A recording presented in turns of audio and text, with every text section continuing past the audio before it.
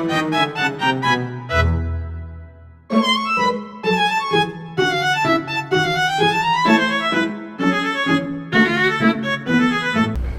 semua, perkenalkan aku Indah Noviani dengan NIM 23 2023 048. Nah, aku akan menjelaskan mengenai definisi dan tujuan dari akuntansi pemerintah. Jadi, akuntansi pemerintah merupakan proses mengidentifikasi, mengukur, mencatat, dan melaporkan transaksi ekonomi dalam entitas pemerintahan untuk menyediakan informasi yang dibutuhkan dalam pengambilan keputusan ekonomi dan dipertanggungjawabkan publik dengan tujuan utama transparansi dan akuntabilitas pengguna dana publik. Nah, akuntansi pemerintah ini diatur dalam Standar Akuntansi Pemerintahan atau SAP yang kini berbasis akrual. Selain tujuan utama tadi, akuntansi pemerintah juga memiliki beberapa tujuan. Yang pertama, memastikan akurasi dan kepatuhan, yaitu memastikan akurasi dalam pencatatan keuangan dan memastikan bahwa pemerintah mematuhi peraturan keuangan yang berlaku.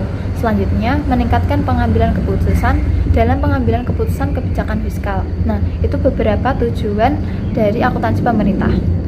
Yang kedua ada double entry. Double entry sendiri itu didefinisikan sebagai teknik pembukuan dua sisi, debit kredit, di mana setiap transaksi itu mempengaruhi minimal dua akun. Kesamaan akuntansi ini harus selalu seimbang. Karakteristiknya itu mengikuti prinsip akuntansi akrual dan bisa menyajikan laporan keuangan lengkap seperti neraca, laporan operasional, dan lain-lain.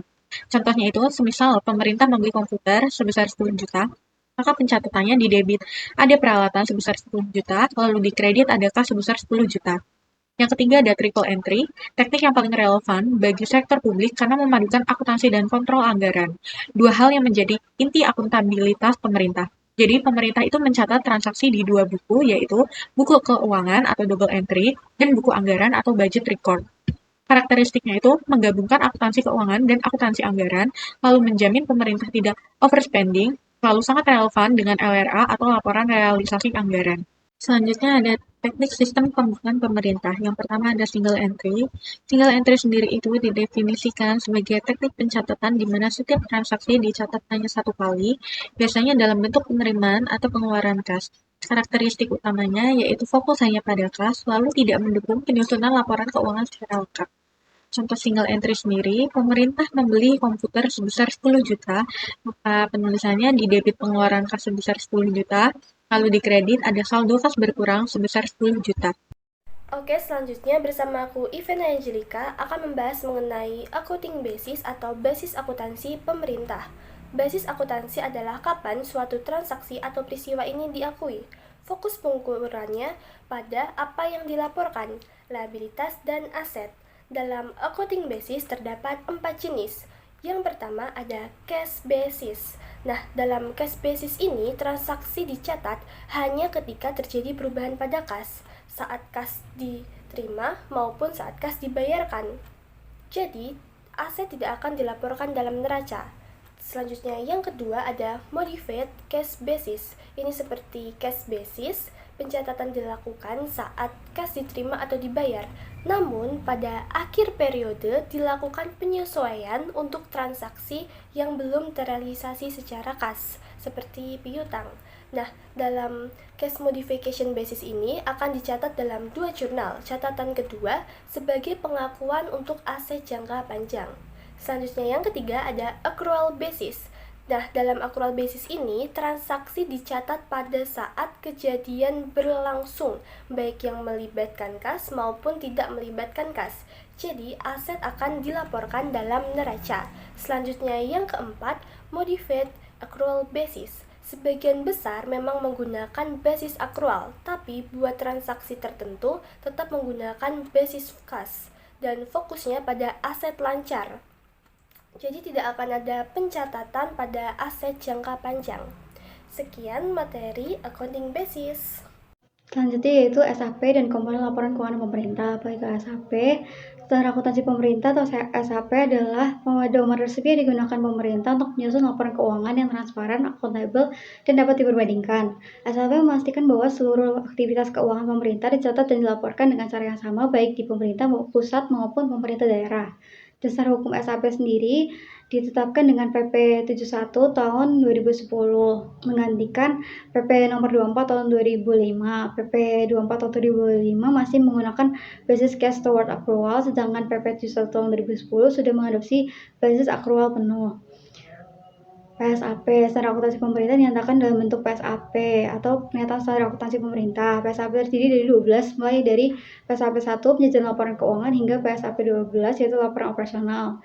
Bahasa akuntansi dalam SAP sendiri ada pertama ada cash toward accrual, itu pencatatan dilakukan saat kas benar-benar diterima atau dibelanjakan, terdiri dari 4 laporan keuangan, yaitu laporan realisasi anggaran, neraca, laporan arus kas, dan catatan laporan keuangan atau CALK. Yang kedua ada accrual basis, itu transaksi dicatat ketika terjadi, yaitu saat timbul hak dan kewajiban, bukan hanya saat uang berpindah. Terdiri dari 7 laporan keuangan, ada penambahan 3 laporan, yaitu laporan perubahan sel, laporan operasional, laporan perubahan ekuitas.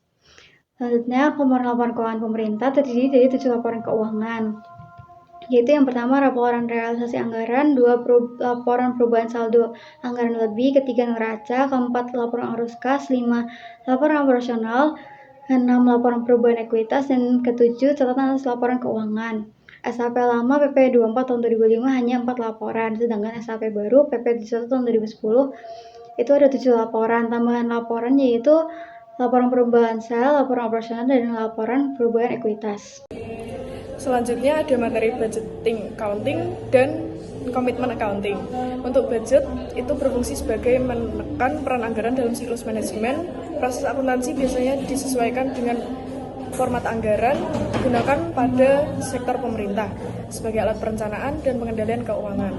Untuk komitmen berfungsi sebagai pencatatan transaksi ketika pemerintah telah membuat komitmen terhadap sebuah pengeluaran untuk mengendalikan anggaran yang akan dilaksanakan, dan biasanya transaksi dicatat setelah terrealisasikan untuk mencegah pemborosan dan memastikan anggaran tepat sasaran.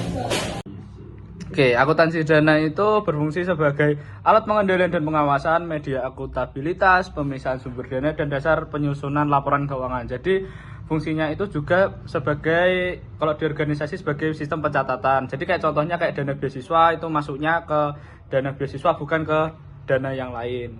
Oke, selanjutnya ada jenis-jenis dana. Jenis-jenisnya itu kayak general fund atau dalam bahasa Indonesia operasional umum, terus special revenue fund atau dana yang bertujuan khusus, terus ada capital project fund yang itu kalau dalam bahasa Indonesianya pembangunan aset, dan juga ada debt service fund yaitu pembayaran utang. Jadi jenis-jenisnya ini berfungsi untuk klasifikasi dalam pencatatannya ya. Selanjutnya itu mekanisme pencatatan. Mekanisme pencatatan itu kayak cara atau proses bagaimana transaksi dalam setiap dana itu dicatat. Nah, dicatatnya itu dalam bentuk penerimaan dana, pengeluaran dana, terus transfer antar dana, dan juga perubahan saldo dana.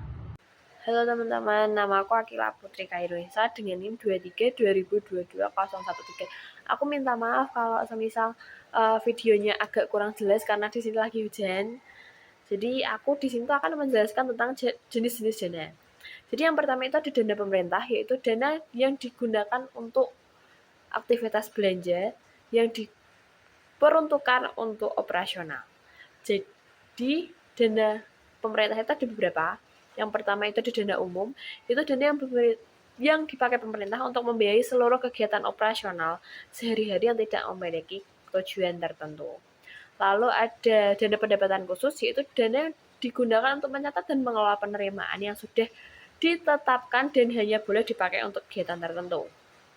Lalu yang ketiga itu ada dana proyek modal, yaitu digunakan untuk mengelola sumber keuangan yang khusus digunakan untuk membeli aset jangka panjang. Jadi kayak pembangunan jembatan, pembangunan gedung kesenian, atau pembangunan gedung balai kota. Lalu yang keempat ada dana pelunasan hutang, yaitu dana yang digunakan untuk membayar dan mengumpulkan mengelola sumber keuangan yang akan dipakai untuk membayar pokok dan bunga hutang jangka panjang pemerintah. Kita masuk ke kelompok dana kepemilikan. Jadi kelompok dana kepemilikan itu apa sih? Ini tuh merupakan jenis dana yang tidak digunakan untuk membiayai pengeluaran rutin, melainkan berfungsi menjaga dan mempertahankan nilai modal yang dimiliki pemerintah. Jadi dana itu tuh nggak dihabiskan untuk belanja, tetapi dikelola agar tetap utuh, bahkan bisa berkembang atau berbunga sesuai dengan pengelolaan jangka panjang. Jadi dana pemilikan itu ada dua, yaitu dana perusahaan, dana yang digunakan untuk mencatat aktivitas keuangan unit pemerintah yang dikelola seperti perusahaan komersial. Jadi pendapatan dan biayanya itu mengikuti pola bisnis, teman-teman. Karena dana perusahaan ini tuh menyediakan barang atau jasa kepada pemerintah dengan sistem pembiayaan yang mirip dengan badan usaha. Lalu yang kedua itu ada dana layanan internal, yaitu dana yang digunakan untuk mencatat aktivitas penyediaan barang atau jasa dari satu unit pemerintah kepada unit pemerintah yang lain. Nah, pola pendanaannya itu sama dengan perusahaan komersial, tapi pembentukan dananya itu bertujuan untuk menekan biaya perolehan melalui unit efisiensi, standarisasi, serta pengendalian biaya yang baik antar unit pemerintah. Gitu. Yang terakhir kita masuk ke dana kepercayaan, yaitu kepercayaan adalah dana yang digunakan ketika pemerintah bertindak sebagai pihak yang mengelola atau dana milik pihak lain, baik sebagai agen ataupun wali. Nah, dana kepercayaan ini tuh ada beberapa, teman-teman. Yang pertama itu ada dana trust belanja. Dana trust belanja adalah dana yang digunakan untuk mencatat dan mengelola penerimaan yang berasal dari pemerintah lain, organisasi, atau individu yang wajib dibelanjakan sesuai dengan perjanjian atau kesepakatan dengan pemberi dana. Lalu yang kedua ada dana trust non belanja, yaitu sama dana seperti dana trust belanja, tapi kalau di dana trust non belanja itu tidak diwajibkan untuk dibelanjakan. Jadi pemerintah memiliki keleluasaan menggunakan dana tersebut sesuai dengan kebijakan atau kebutuhan yang dianggap paling tepat. Lalu ada dana trust pensiun, yaitu dana yang digunakan untuk mencatat seluruh penerimaan dan pengeluaran terkait program pensiun pegawai pemerintah atau pihak lain yang dititipkan kepada pemerintah. Lalu yang terakhir ada dana peragenan. Dana peragenan ini adalah dana yang digunakan ketika pemerintah hanya bertindak sebagai perantara yang menerima dan menyalurkan dana milik pihak lain. Oke, kita masuk ke kesimpulan. Jadi kesimpulan apa sih yang bisa diambil dari PowerPoint dari teman-teman yang sudah dijelaskan sebelumnya? Jadi kerangka akuntansi pemerintahan menekankan sistem pencatatan yang mampu memastikan akuntabilitas publik melalui pengakuan transaksi yang tepat, dasar akuntansi yang sesuai, serta penyajian laporan keuangan berdasarkan standar nasional. Lalu teknik pencatatan meliputi penggunaan kas basis, kas menuju akrual penuh, dan variasinya. Masing-masing menentukan transaksi kapan diakui dan bagaimana aset serta kewajiban dilaporkan. Yang kedua itu pemerintah menggunakan 3 pendekatan utama, yaitu budget accounting, commitment accounting, dan fund accounting untuk mengontrol anggaran, mencatat komitmen belanja, serta mengelola dana yang dipisahkan sesuai tujuan tertentu. Sistem fund accounting membagi dana yang ke dalam kelompok dana pemerintah, kepemilikan, dan kepercayaan. Masing-masing ini dengan karakteristik aktivitas dan pertanggungjawaban yang berbeda. Jadi seluruh mekanisme ini mendukung transparansi dan mutu informasi keuangan pemerintah sesuai dengan standar SAP dan PSAP. Itu teman-teman, sekian dari aku. Terima kasih.